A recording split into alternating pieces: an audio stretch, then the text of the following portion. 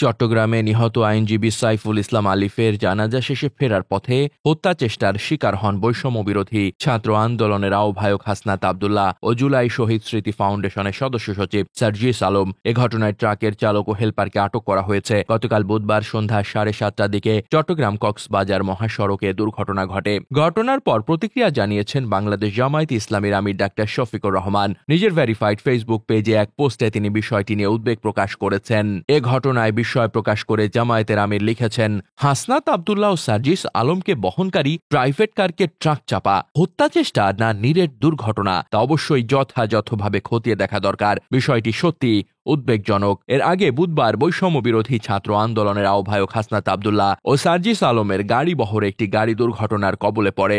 এতে গাড়িটির সামনের অংশ দুমড়ে মুচড়ে গেছে। এদিন দুপুরে চট্টগ্রাম মহানগর আদালতে নিহত আইনজীবী সাইফুল ইসলাম আলিফের দ্বিতীয় জানাজা অনুষ্ঠিত হয়। মহানগরের জামিয়াতুল ফালাহ মসজিদ মাঠে ওই জানাজায় অংশ নেন হাসনাত ও সার্জিস। দুর্ঘটনার পর গণমাধ্যমের সঙ্গে কথা বলেন বৈষম্য বিরোধী ছাত্র আন্দোলনের আহ্বায়ক হাসনাত আবদুল্লাহ। দুর্ঘটনা ও তাদের বর্তমান অবস্থা নিয়ে তিনি বলেন, আমরা শারীরিকভাবে সবাই সুস্থ আছি। আমরা যে গাড়িতে ছিলাম তার সামনের গাড়িটিতেই দুর্ঘটনাটি ঘটে।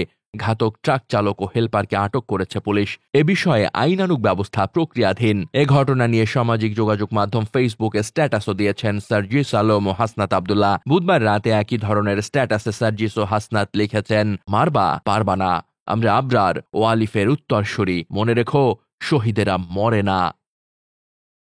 ডেস্ক রিপোর্ট, বার্তা বাজার।